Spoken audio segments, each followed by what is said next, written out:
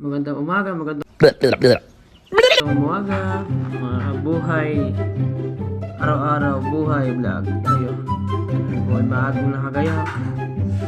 Pati bata, nagluluto ko na rin kaso ayaw naman. Si Mrs. na langapan daw magluluto at yun nga po pala. Naliligo na raw siya. At kami maagang alis.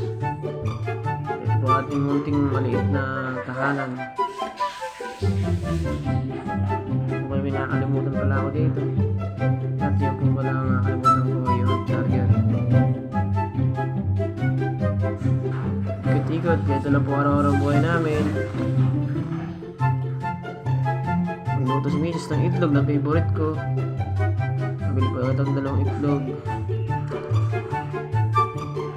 Niluto ko nga sa kanya, hindi ako marunong magluto ng itlog. Lulutuin na po pala ni Mrs. Yan po ang maliit namin tahanan.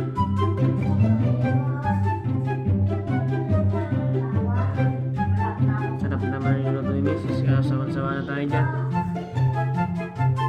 At may tanim pa nga po pala kami ng rito gulay. At iyan po yung aming mga kapitbahay.